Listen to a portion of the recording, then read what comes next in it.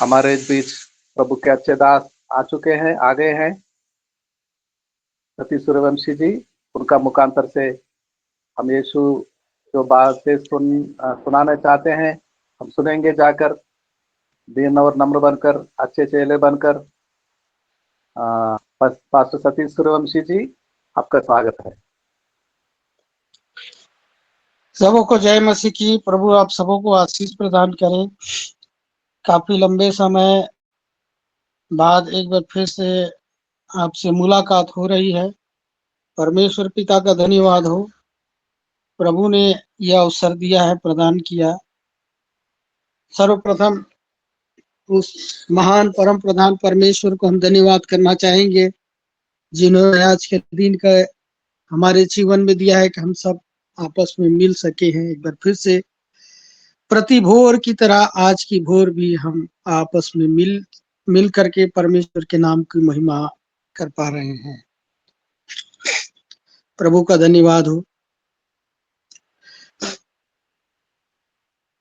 हम सब जानते हैं कि समय बड़ा कठिन दौर से गुजर रहा है।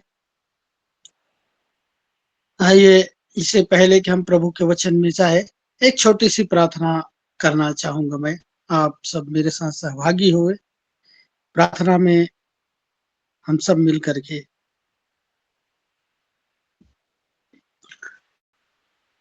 परम प्रधान परमेश्वर पिता, हम आपको धन्यवाद करते हैं। तो प्रभु जी, आज के समय ये भोर प्रभु आपने हमारे जीवन में दिया है। पिता परमेश्वर, सचमुच प्रभु जी, हम जिसकी योग्य न थे उसको भी आपने हमको दिया है। संसार बड़ा कठिन दौर पे चल रहा है प्रभु। हम सब चिंतित है पिता परमेश्वर कि आपकी सेवा कैसे आगे बढ़े, आपकी सेवकाई को संसार में कैसे करे। संसार की चिंताएं हमको दबाती है प्रभु पिता परमेश्वर, लेकिन फिर भी आप हमको एक ढांढस देते हैं, फिर भी आप हमको एक नया बल प्रतिभोर प्रदान करते हैं। पिता परमेश्वर, आपके वचन के माध्यम से, अपनी आत्मा के माध्यम से, अपने लोगों के माध्यम से प्रभु जी आप हमें प्रति भोर एक नया बल प्रदान करते हैं। पिता परमेश्वर, आप हमें हर क्षेत्र से बढ़ाते हैं प्रभु।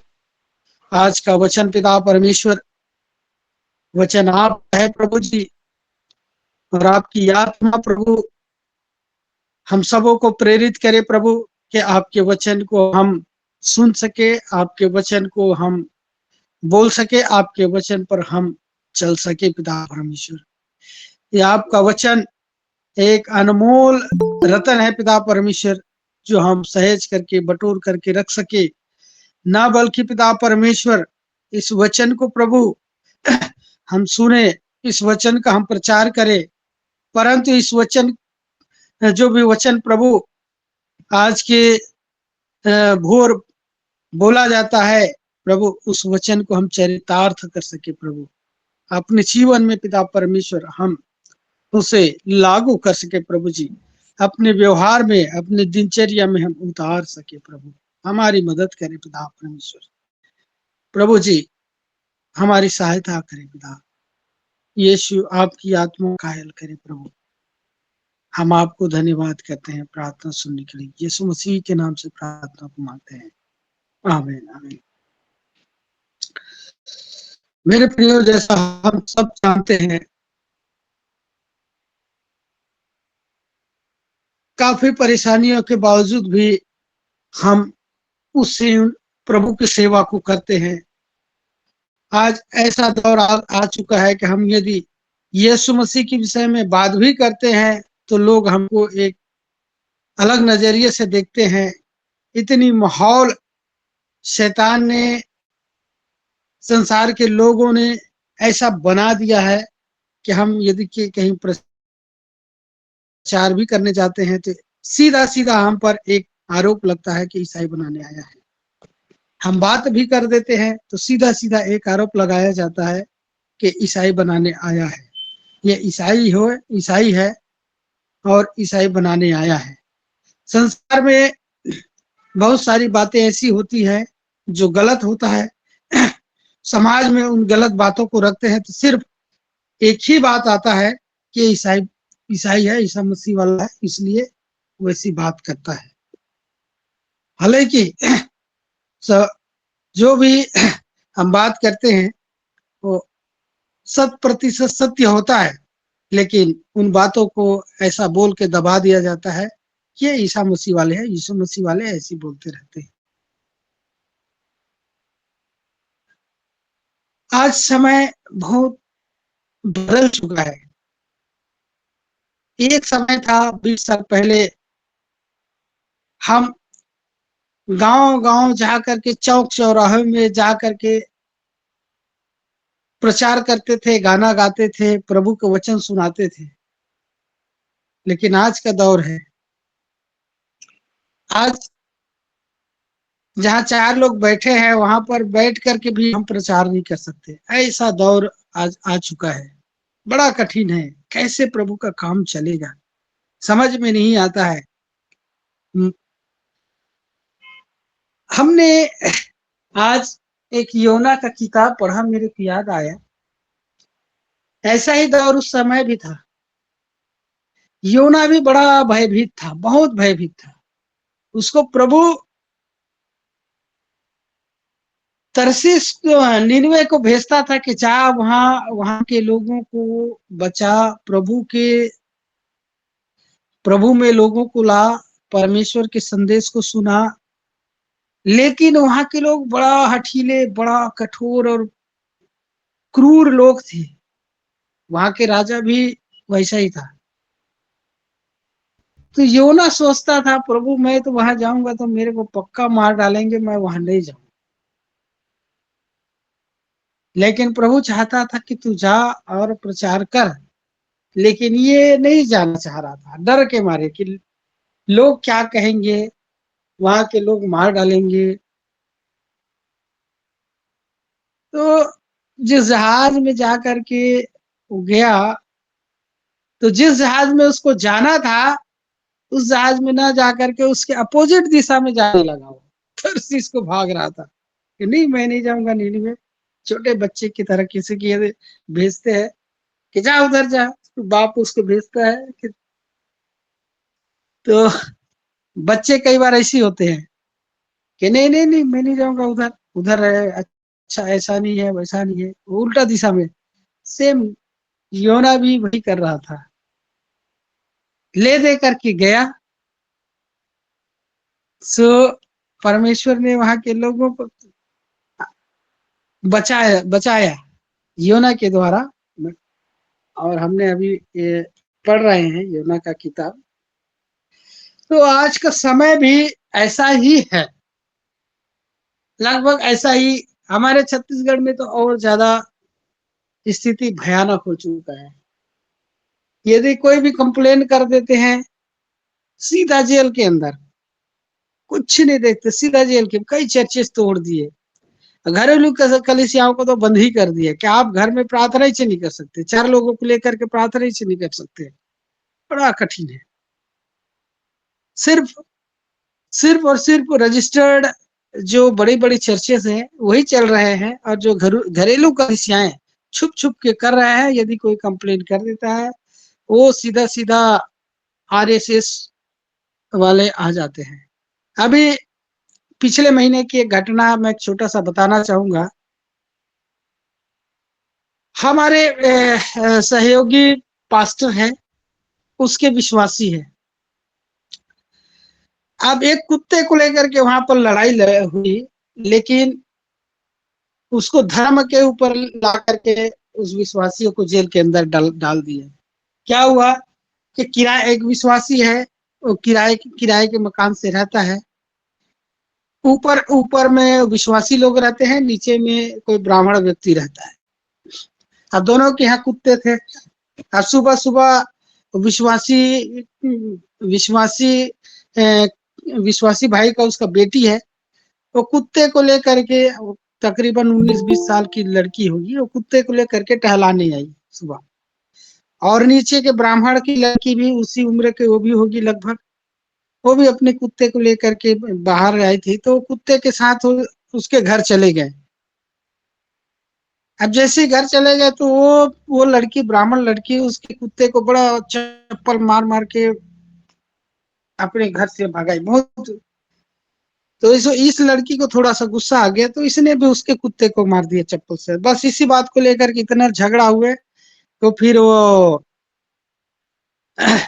नीचे के ब्राह्मण, नीचे वाले फैमिली पूरे आकर के उस लड़की को मारने लगे, पीटने लगे, पूरे सब, पूरे परिवार। अंजू शर्मा उसके नाम है।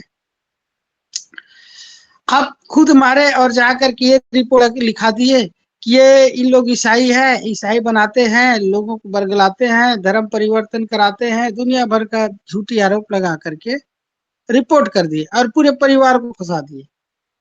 पुलिस आई, तुरंत अरेस्ट करके ले गई, कुछ छावता कुछ नहीं देकर सीधा अरेस्ट अंदर, ले दे करके जमानत से बाहर छूटे।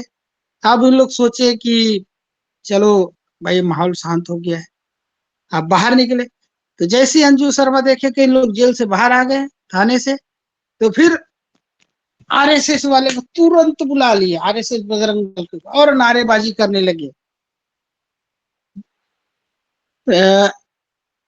उल्टा सीधा गाली बकने लगे, नारे लगाने लगे कि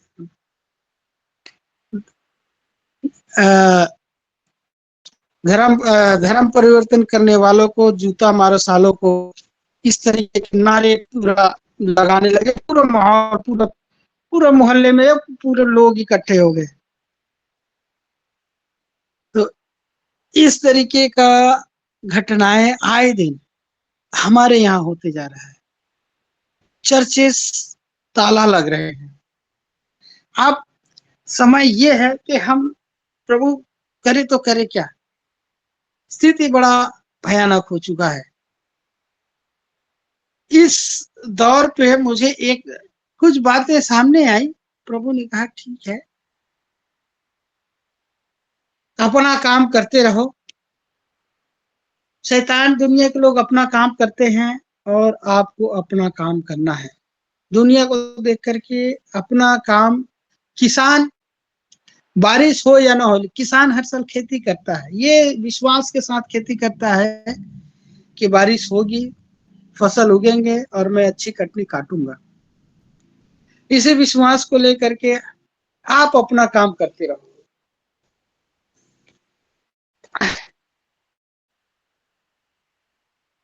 मेरे साथ कुछ बातों पर हम लोग मनन करेंगे कि समय बहुत बुरे है, तो इस संसार में हमको क्या करना है, बुरे दिनों में कैसे जीवित रहे। ये एक टॉपिक है जिसके ऊपर मैं बहुत मनन कर रहा था। आप ध्यान से लिखना है तो लिख सकते हैं, सुनना है तो ध्यान से सुनेंगे। बुरे दिनों में कैसे जीवित रहें। समय बहुत बुरा है और इन दिनों हमको जीवित रहना है, तो किस तरीके से हम जीवित रह सकते हैं।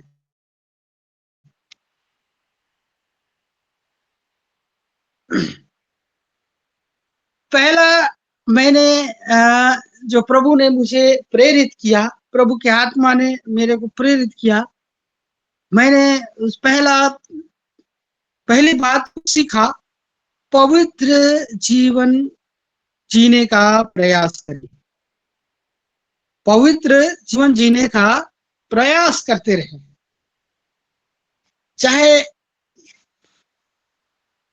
कोई हमारी बात को सुने ना सुने, समाज के लोग हमको अलग छोड़ दे, दुनिया के लोग हमको अलग कर दे, चाहे जैसा भी हो, लेकिन को पवित्र जीवन का प्रयास चाहिए। हमको कोशिश करना चाहिए कि मेरे जीवन से कहीं कुछ गलत ना हो जाए, कहीं अपवित्र काम ना हो जाए। सिर्फ और सिर्फ हमको अपने परमेश्वर को खुश करने की कोशिश में प्रतिदिन करते रहना चाहिए। और परमेश्वर को खुश कैसे कर सकते हैं? पवित्र जीवन जीने के द्वारा। परमेश्वर कुछ मांगता नहीं है आपसे कि आप परमेश्वर को घूस दो, कि परमेश्वर का चढ़ावा चढ़ाओ, परमेश्वर की ये करो वो करो। ना ना ना, परमेश्वर सिर्फ इतना चाहता है कि आप उसके सम्मति में, जैसा प्रभु परमेश्वर है, जैसा प्रभु परमेश्वर पवित्र है, वैसा ही तुम भी पवित्र बनो। यही परमेश्वर की इच्छा है, यही चाहता है। और हमको प्रतिदिन पवित्र जीवन जीने का प्रयास करते रहना चाहिए। मेरे साथ निकाल लेते हैं पहला पतरस 1 अध्याय और उसके 15 पद को मेरे साथ यदि कोई है तो पढ़ सकते हैं और हमारी मदद कर सकते हैं। पहला पतरस 1 अध्याय और उसका 15 पद। यहाँ पर हम उसको पढ़ेंगे और सुनेंगे। पतरस 1 अध्याय, यदि कोई है तो मेरे साथ पढ़े। पहला पतरस 1 अध्याय और 15 पद। पर जैसा तुम्हारा बुलाने वाला पवित्र है, वैसे ही तुम भी अपने सारे चाल चलन में पवित्र बनो। आमीन आमीन। आमीन आमीन। प्रभु का धन्यवाद के एक पवित्र प्रभु के अच्छा चेला जिनको परमेश्वर की आत्मा ने, प्रभु परमेश्वर ने सिखाया, प्रभु के साथ खाए पिए, प्रभु के साथ सोए, उनके साथ लिए ऐसा तुम्हारा बुलाने वाला है। चाल चलन नित प्रतिदिन हमको पवित्र ही, पवित्रता में बढ़ते ही जाना है, चाहे बोली से, चाहे भाषा से, चाहे चाल चलन से, चाहे विचारों से, कर्मों से, हर क्षेत्र में हमको पवित्रताई जीवन जीते रहना है। दुनिया हमारी बात को माने ना माने, लेकिन प्रभु यही कहता है, जैसा तुम्हारा बुलाने वाला पवित्र है, वैसा ही तुम भी पवित्र बनो। ये प्रभु का वचन कहता है और हमको प्रतिदिन पवित्र बनते रहना है। इसी तरीके से पहला तिमुथियुस 4 और 7 पद पढ़ ले, उसमें भी क्या कहता है प्रभु हमारे। पढ़ेंगे पहला थिस्सलुनीकियों 7 के प्रभु का वचन हमारे कहता है। 4:7 पढ़ेंगे।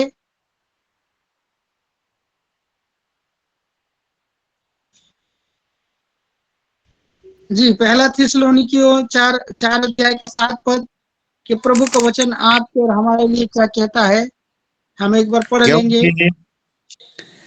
क्योंकि परमेश्वर ने हमें अशुद्ध होने के लिए नहीं, परंतु पवित्र होने के लिए बुलाया है। हाँ जी, प्रभु के कहता है कि परमेश्वर ने हमको क्या काम के लिए बुलाया है? अशुद्ध होने के लिए नहीं, परंतु पवित्र होने के लिए बुलाया है। ये प्रभु का वचन है। तो प्रतिदिन, प्रति भोर, जैसे हम प्रभु के वचन में से सुनते हैं, बड़े लगन से, बड़े ध्यान से और नियमित हम भोर की प्रार्थना में शामिल होते हैं, वैसा ही हमको नियमित लगातार प्रतिदिन पवित्र होना है, पवित्र बनना है। पतरस में हमने पढ़ा ना, पहला पतरस में, कि पवित्र बनो, जैसा तुम्हारे बुलाने वाला पवित्र है, वैसा ही तुम भी पवित्र बनो। थिस्सलुनीकियों में भी कहता है कि परमेश्वर ने हमें अशुद्ध होने के लिए नहीं बुलाया है मेरे प्रियो, पवित्र होने के लिए बुलाया है। या तो हमको प्रतिदिन पवित्रताई में चलना है, पवित्र जीवन जीने की कोशिश करना है। मैं जानता हूं प्रभु का वचन इतनी आसान नहीं है। प्रभु के वचन पे चलना इतना आसान भी नहीं है। और मुश्किल भी नहीं है। प्रभु के वचन में चलना आसान नहीं है तो मुश्किल भी नहीं है। बहुत आसान भी है, बहुत मुश्किल भी है। मुश्किल कब होती है? जब परीक्षाएं आती है, तब हमारे लिए मुश्किल हो जाता है। जब परीक्षाएं नहीं आती है तब बहुत आसान है प्रभु के वचन में चलना। हाँ, प्रभु के वचन बहुत धर्मी है। जब हमारी धार्मिकता की परीक्षा होती है ना, तब प्रभु के वचन में चलना बहुत मुश्किल होता है। तब लगता है रुक, थोड़ा सा ये भी कर लेता हूँ। तब हमारा मन जो है ना कंप्रोमाइज करने लगता है, समझौता करने लगता है, रुक जाइए मैं थोड़ा सा ये कर लेता हूँ। प्रभु के वचन को फिर सामने रखने लगता, प्रभु के वचन में ऐसा लिखा है, ऐसा तो नहीं लिखा है, तो थोड़ा सा। अब मैं एक छोटा सा पीने वाले की बात करूंगा, माफ कीजिएगा। एक शराबी व्यक्ति प्रभु के वचन में, शराबी तो नहीं कहूंगा, यदि पीने का मन लगे, जिनको पीने की आदत हो चुका है, कई लोगों को विचार है, तो प्रभु के वचन में तो लिखा है, ऐसा तो नहीं लिखा है कि शराब नहीं पीना है, पी सकते हैं। समझौता करने लगते हैं। लेकिन प्रभु के वचन तो कहता है कि यदि तुम्हारी देह पवित्र आत्मा का मंदिर है, तो पवित्र आत्मा का मंदिर है, तो पवित्र आत्मा के मंदिर में आप क्या डालेंगे? आप भैया, शराब पीने से मतवालापन होता है, और जब मतवालापन होगा तो ऑटोमेटिक पैर लड़खड़ाएंगे, जुबान लड़खड़ाएगा, विचार लड़खड़ाएगा, फिर वहीं से शुरू हो जाता है। शुरुआत तो वहीं से होता है।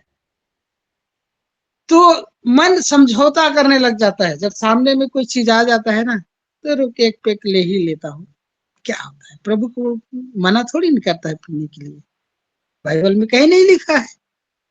बहुत सारी बातें हैं, बहुत सारी चाल चलन है। ये तो सिर्फ एक छोटा सा उनको शराब का एक सामने में उदाहरण लाया, लेकिन बहुत सारी विषय ऐसा है जिनको हम सब आपस में समझ सकते हैं कि वो जब परीक्षाएं आती है तो थोड़ा सा हम समझौता कर लेते हैं, और जो प्रभु कहता है ना कर, हम उसको कर डालते हैं। हवा के पास भी यही परीक्षाएं आई थी, शैतान ने परीक्षा डाल दिया था। प्रभु ने कहा था, परमेश्वर ने कहा था कि इस फल को मत खाना, नहीं तो तू निश्चय मर जाएगा। शैतान ने कैसे उसको बरगलाया, कैसे उसको परीक्षा में डाला। चलो, अरे खाने के लिए मना किया है जी, देखने के लिए थोड़ी ना मना किया है? अब देखो कैसे शैतान को इस काम को ऐसे ही लाता है। भैया बोलते हैं खाने के लिए तो मना किया है ना, देखने के लिए मना नहीं किया है। आप देख सकते हो। हवा ने जैसे ही देखा पाप में गिर गई। जैसे ही देखा उसके मन में लालच आया और खा लिया, फिर भूल गया कि परमेश्वर ने उसको मना किया था। यही हमारा जीवन है।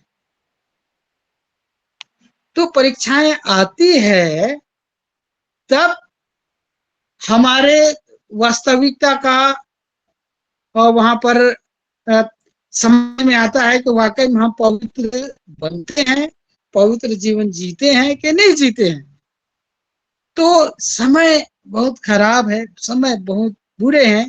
मेरे प्रियो, आपको और हमको प्रतिदिन पवित्र बनते रहना है, पवित्र जीवन जीने की कोशिश करना है, ताकि शैतान आपको बरगला न सके। शैतान हमको ये ना कहे कि देख, खाने के लिए तो मना किया है ना, देखने के लिए तो आपको देखना भी नहीं। आप देखेंगे किनारे, आप भाई कोई चीज अपवित्र चीज रहेगा तो अपवित्र चीज को छूने के लिए तो मना किया है ना, वहां पर पास में जाने के लिए, देखने के लिए तो नहीं मना किया है। तो हम जानबूझ के चले जाते हैं कई बार। तो आपको और हमको बहुत सावधानी से जीवन जीना है, पवित्र जीवन जीना है।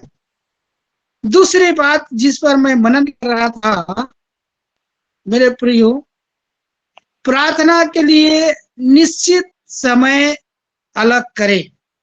दूसरी बात, जैसे प्रभु यीशु मसीह परमेश्वर पुत्र होकर के भी प्रतिदिन रात रात भर प्रार्थनाएं किया करते थे।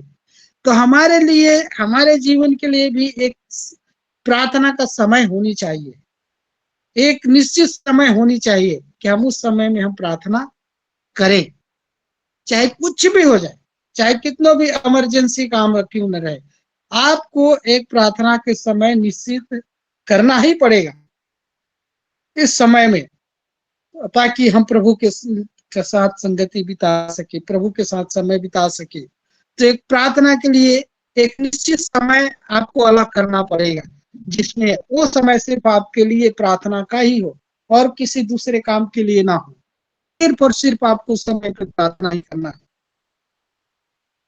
मेरे साथ निकाल लेते हैं लू का रचित सुसमाचार 2:36, 2 पद का 36, 2 अध्याय का 36 पद मेरे साथ निकाल लेंगे। लू का रचित सुसमाचार 2 अध्याय का 36 पद। यदि कोई है तो जल्दी से पढ़ेंगे, समय बहुत तेजी से भागते जा रहा है। मेरे को लगा कि मैं पूरा सब बोल पाऊंगा, लेकिन 7:15 बज गया, तो जल्दी से पढ़ेंगे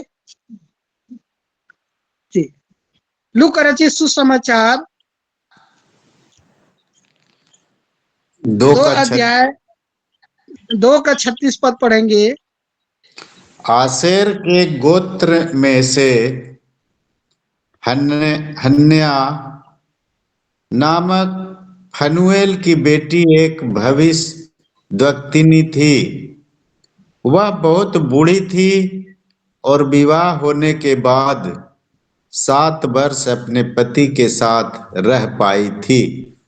हालेलुया, हालेलुया। और पढ़ेंगे भजन 55 का 17 पद पढ़ेंगे। सॉरी, मरकुस रचित सुसमाचार 11 का 24 पढ़ लेंगे। 11 अध्याय का 24 पद को पढ़ेंगे। मरकुस रचित सुसमाचार 11 अध्याय का 24 पद को पढ़ेंगे। सुसमाचार पद पढ़ेंगे कि प्रभु आपके लिए हमारे को प्रार्थना के लिए निश्चित चाहिए कि इसलिए मैं तुमसे कहता हूं कि जो कुछ तुम प्रार्थना करके मांगो तो प्रतीति कर लो कि तुम्हें मिल गया और तुम्हारे लिए हो जाएगा। Hallelujah, hallelujah, praise the Lord. तो प्रार्थना हमको इसीलिए अलग करना चाहिए, प्रार्थना का समय आपको निश्चित रखना चाहिए, क्योंकि प्रभु का वचन आपको और हमें ये कहता है, बताता है। इसलिए मैं तुमसे कहता हूं कि जो कुछ तुम प्रार्थना करके मांगो तो प्रतीति कर लो कि तुम्हें मिल गया और तुम्हारे लिए हो जाएगा। यीशु मसीह इस बात को स्पष्ट रूप से आपको और हमको सिखाया है। तो मेरे प्रियो, ये कठिन दौर पे, ये समय पे आपको और हमको प्रार्थना का समय निश्चित करना चाहिए। प्रभु यीशु मसीह भी क्या करते थे प्रार्थनाएं, और उन्होंने कहा जैसे मैंने किया वैसे तुम भी करो, जैसे मैंने किया वैसे तुम भी करो। चेलों के पैर धोए और धो करके यही साबित कर दिया, बता दिया, प्रूफ कर दिया कि जैसा मैंने किया है तुम भी करो। यीशु मसीह, हम इतने भी स्ट्रांग नहीं है कि जैसा प्रभु यीशु मसीह ने किया वैसे हम कर सके, लेकिन आपको और हमको प्रतिदिन कोशिश करते रहना चाहिए, प्रयास करते रहना चाहिए। जैसे मैंने पहले लाइन पे बोला कि आपको और हमको प्रतिदिन पवित्र जीवन जीने का प्रयास करते रहना चाहिए। तो प्रभु के वचन पे चलने का प्रतिदिन प्रयास करते रहना चाहिए। प्रभु के ने जैसे किया वैसे हम प्रतिदिन करते रहने की प्रयास करते रहना चाहिए। हमको प्रतिदिन निरंतर लगातार कोशिश करते रहना है कि हमसे कुछ चीज गलत ना हो जाए, कोई चीज हमसे चूक ना जाए। प्रभु के वचन में जीवन जीने की हमको कोशिश करते ही रहना चाहिए, तब जाकर के परिपक्वता आती है। और जब हम प्रार्थना के लिए समय अलग निकालते हैं, तब हमको एक नई बल, नई ताकत, नई सामर्थ्य प्राप्त होता है, और हम जो कुछ भी प्रार्थना में मांगते हैं प्रभु उसे निश्चित रूप से देता है। मैं जल्दी जल्दी समाप्त करने की कोशिश करूंगा। तीसरा मैंने जो कि जिस पर मैं सोच रहा था, विचार कर रहा था, वचन से अपने आप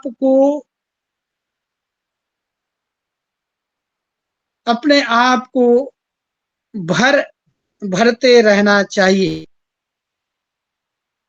वचन की नॉलेज, वचन का ज्ञान से अपने आप को मामूर करते रहना चाहिए, भरते रहना चाहिए। चलिए, तीसरा पद जिसको मैंने कहा, प्रकाशित वाक्य 12 अध्याय का 12 पद पढ़ेंगे। प्रकाशित वाक्य 12 अध्याय 12 पद को पढ़ेंगे। क्या कहता है प्रभु का वचन आपके लिए और हमारे लिए? कोई है तो पढ़ेंगे। प्रकाशित वाक्य 12 अध्याय का 12 पद। जी, जल्दी से पढ़ेंगे। हाँ। हे स्वर्गो और उसमें रहने वालों, मगन हो। हे पृथ्वी और समुद्र, तुम पर हाय, क्योंकि शैतान बड़े क्रोध के साथ तुम्हारे पास उतर आया है, क्योंकि जानता है कि उसका थोड़ा ही समय और बाकी है। Hallelujah, hallelujah. शैतान, यदि आप वचन से अपने आप को नहीं भरेंगे ना, तो शैतान आपको कहीं न कहीं गिरा देगा, हरा देगा, क्योंकि समय बहुत कठिन है, बहुत कठिन है। यीशु मसीह को भी गिराने की कोशिश किया था शैतान ने। जैसे प्रभु यीशु मसीह अपनी सेवकाई आरंभ की, तो शैतान सबसे पहले उसको 40 दिन वो चाहे उपवास रहे, तो उसी समय उसको वचन से, उसको सीधा वचन से पटकनी देने की कोशिश किया है कि तू परमेश्वर का पुत्र कहता है अपने आप को बड़ा, तू ये है, इतना सामर्थ्य है, तो बोल पत्थर से, तेरे को तो भूख लगी है, बोल रोटी बन जाए पत्थर। क्यों नहीं बना रहा है? तेरे को तो भूख लगी है, बहुत 40 दिन से नहीं खाया है, बना और खा। देखिए, जो चीज भैया हम हाथ से बना सकते हैं, उसको चमत्कार दिखाने के जबरदस्ती का, भैया जब तुम्हारे पास आटा है तो रोटी बना और खा। यदि कोई कहेगा तुम्हारे पास पत्थर है तो बहुत भारी धर्मी है, तो बहुत अपने आप को बड़ सामर्थ्य मानते, बनाने की क्या जरूरत है? पत्थर रखा है, बोल रहे रोटी बन जाए तो बन जाएगा। क्यों? क्योंकि परमेश्वर के वचन में लिखा है कि तब प्रभु यीशु मसीह कैसे उसको जवाब देता है? वचन से, कि मनुष्य सिर्फ रोटी से ही नहीं परंतु हर एक उस वचन से जीवित रहेगा जो परमेश्वर है। तो ये वचन से अपने आप को नॉलेज से भरते रहना है। शैतान उसकी 4 परीक्षाएं ली, वचन से ही बोलता है, और प्रभु यीशु मसीह ने उसको वचन से जवाब दिया। अंतिम में शैतान को हार मानना पड़ा और यहाँ से कुछ करके भाग गया हो। तो संसार के लोगों को भी ऐसा नहीं है कि उन लोगों को बाइबल के ज्ञान नहीं है, वे भी जानते हैं, उनको भी ज्ञान है। एक बार ऐसा ही, मैं आज से 20 साल पहले की बात है, जब नया नया प्रभु में आया था, तो हमारे गांव में तालाब में हम लोग नहाने गए हुए थे। तो जिस घाट में नहा रहे थे वहां और भी लोग थे। तो जब मैं प्रभु यीशु मसीह को ग्रहण किया था, तो लोग हमारे मजाक उड़ाते थे, बहुत हमको, हमारी नाम धराई करते थे, हमको बहुत क्या करना चाहिए, थोड़ा सा उनका देखने का नजरिया बदल गया था। तो एक आदमी मेरे को ऐसे बोला कि अरे आपके बाइबल में तो लिखा है ये तुम्हारे एक तो दूसरा भी दान कर दे। ये वचन मेरे को नहीं मालूम था, मैं नए नए विश्वास में आया था, मैं नहीं पढ़ा था, लेकिन वो मेरे से बोला कि तुम्हारे बाइबल के वचन में तो लिखा है यदि तुम्हारे यहाँ एक कोट को मांगे तो दूसरा दान कर दे, यदि कोई एक कोस बेकार में ले जाए तो दूसरा 2 कोस चला जाए, तो तू तो नहीं करता है। सच में बताऊं, मैं उसी समय 2-3 महीना हुआ था प्रभु को मानते हुए, मैं बाइबल पढ़ा नहीं था, मैं सिर्फ 2-3 वचन सुन के प्रभु के विश्वास में आया ही था। 2-3 महीने का बच्चा था मैं उस समय। तो मैं हैरान रह गया, अरे ये कैसे जानता है, ये कहां से। मैं फिर आके देखा, पढ़ा, खोजा, किधर लिखा है, किधर लिखा है, तब मेरे को मैं आपको बताऊं, शैतान जो है हमसे ज्यादा चालाक है, शैतान हमसे ज्यादा वचन जानता है। यदि हमने वचन का ज्ञान, नॉलेज हमको नहीं रहेगा ना, कहीं न कहीं हम हार जाएंगे, पवित्र जीवन से जीने से चूक जाएंगे मेरे प्रिय। तो आपको और हमको वचन के ज्ञान से भरना है, खाली पात्र को, खाली बर्तन को पवित्र वचन से आपको भरना है, ताकि शैतान आपको हरा ना सके मेरे प्रिय।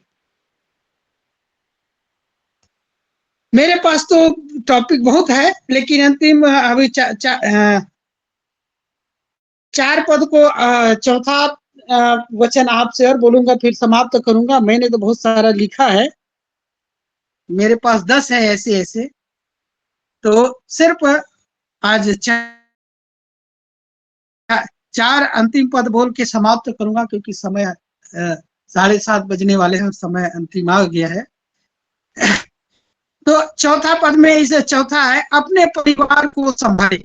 समय बहुत कठिन है मेरे प्रियो, तो हम जब परिवार में हैं तो अपने परिवार को भी संभालना है, तो अपने परिवार को संभाले।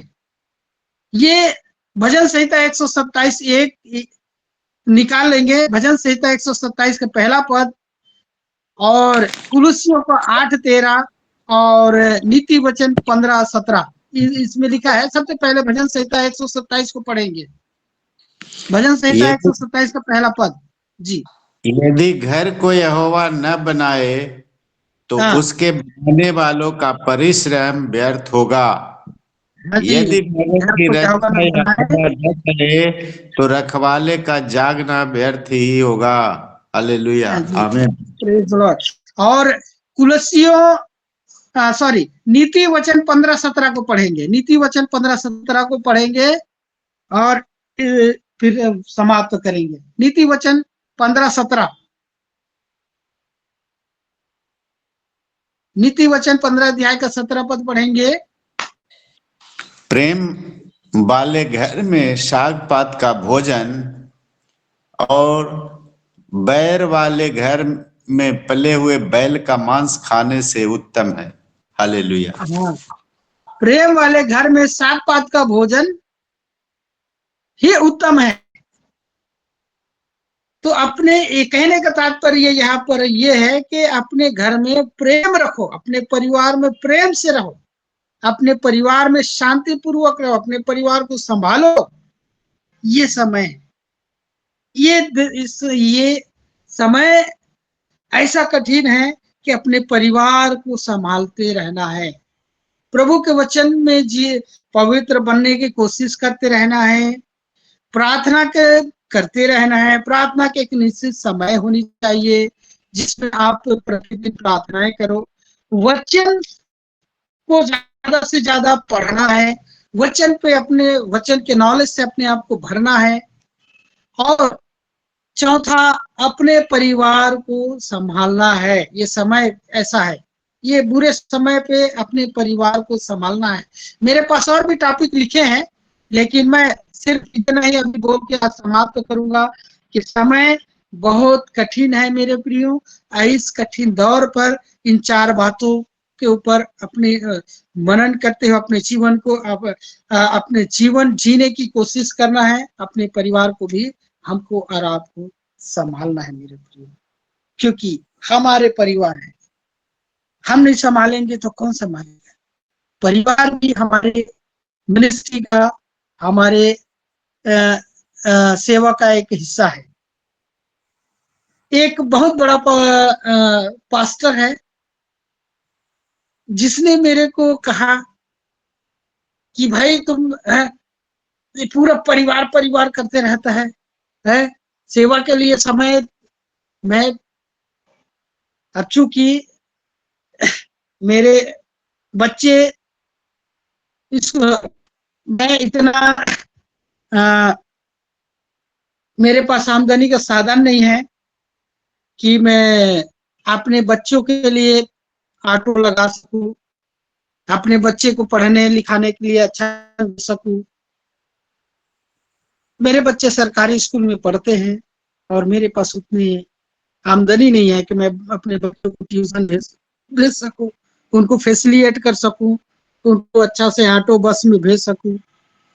तो मेरे को ही उनको छोड़ने जाना पड़ता है, लाने जाना पड़ता है, फिर सेवा के लिए जाते हैं। तो हमारे कुछ सहयोगी पासवान हैं जो हमारे ग्रुप के हैं, मेरे के ऊपर ताना कसते हैं कि तुम सेवा नहीं करते ठीक से, सेवा में ध्यान नहीं देते। पर तो अब मैं क्या करूं? परिवार भी है। तो मैं उनको बोला कि भैया, क्या परिवार भी सेवा का हिस्सा नहीं है? परिवार भी तो सेवा का एक हिस्सा है, उनको भी तो संभालना है कि छोड़ देना है? आप बताओ। तो वो सीनियर पास्टर है, बहुत सीनियर पास्टर है, 55-56 साल के होंगे। तो मेरे ऊपर चिढ़ गए कि तुम हमको सिखा रहे हो हैं कि क्या सेवा है क्या नहीं है।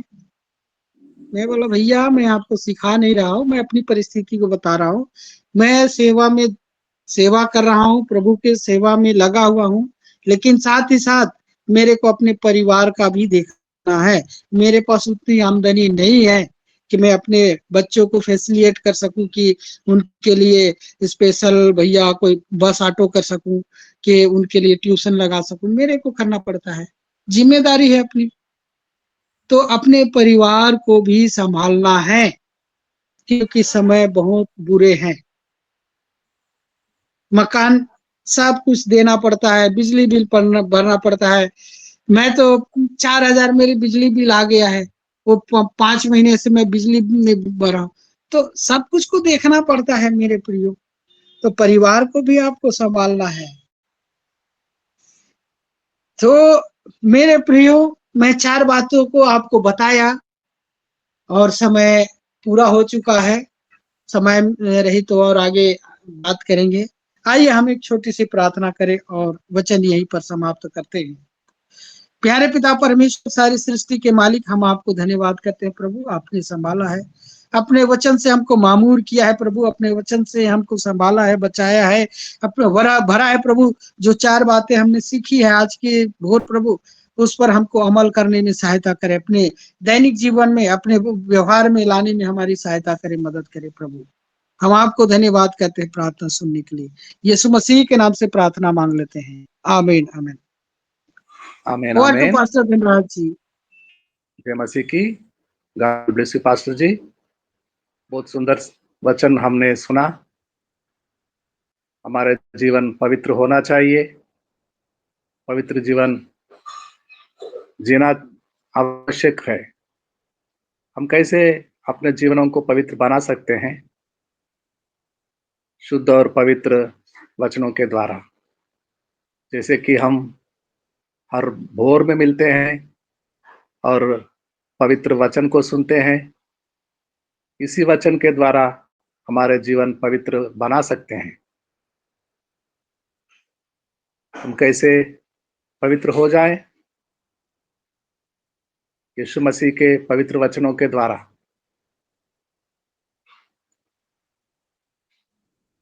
जरूर हम पवित्र बन सकते हैं, पवित्र जीवन जी सकते हैं।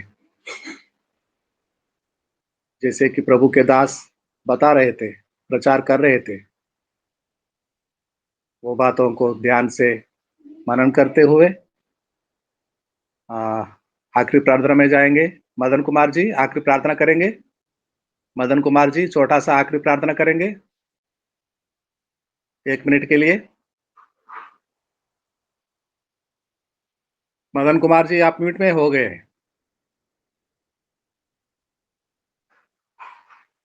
मदन कुमार जी आप म्यूट में हो गए हैं। हाँ जी, हाँ सर। एक छोटा सा प्रार्थना करेंगे। जी जी, धन्यवाद धन्यवाद धन्यवाद। पवित्र पवित्र पवित्र सामर्थ्य होवा, धन्यवाद करते हैं प्रभु जी। तेरे नाम को जय जयकार करते हुए प्रभु आपके चरणों में हाजिर होते हैं। तू महान है, पवित्र है, सामर्थ्य है। जो भी वचन को बांटा गया प्रभु जी, वो हमारे जीवन में हम उसको उतार सकें, उस वचनों के द्वारा हम आगे बढ़ सके। प्रभु धन्यवाद करते हैं पिता परमेश्वर। इन वचनों के द्वारा प्रभु जी सबको शुद्ध कीजिए, पवित्र कीजिए और आपके वचनों पे चलने वाला सब बन सके प्रभु। ऐसा अपने बेटे बेटियों को बनाइए प्रभु।